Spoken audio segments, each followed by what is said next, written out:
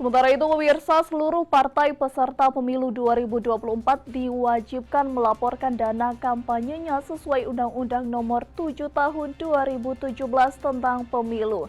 Sanksi diskualifikasi pun menanti bagi parpol yang tidak melaporkan dana kampanye.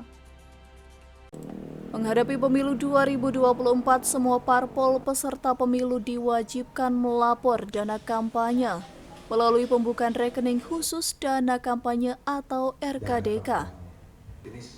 RKDK ini sebagai bahan laporan awal dana kampanye. Hal ini mengacu pada Undang-Undang Nomor 7 Tahun 2017 tentang Pemilihan Umum.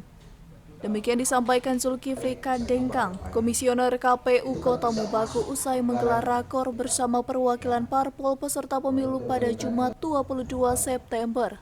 Jadi tujuan pelaksanaan rapat koordinasi ini terkait dana kampanye sengaja kita lakukan menindaklanjuti ya kegiatan kami kemarin di Jogja agar peserta pemilu di kota-kota baru ini lebih memahami dan memantapkan proses pembukaan RKDK sampai dengan proses pelaporan dana kampanye ini. Itu. Iya, bagi parpol wajib untuk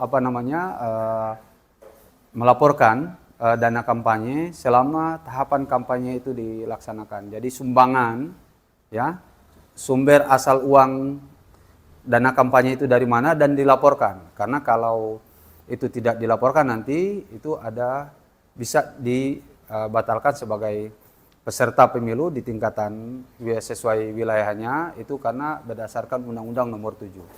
Itu jelas tertuang dalam Undang-Undang Nomor 7 Pasal 339. Lebih lanjut, Zulkifli menyampaikan parpol peserta pemilu bisa mendapatkan dana kampanye maupun sumber dana kegiatan kampanye dari pihak lain yang sesuai dengan peraturan yang ada. Bagi parpol yang tidak melaporkan dana kampanye, sanksi didiskualifikasi sebagai peserta pemilu siap menanti. Dari Kota Mobagu, Tim Liputan Kawanua TV melaporkan.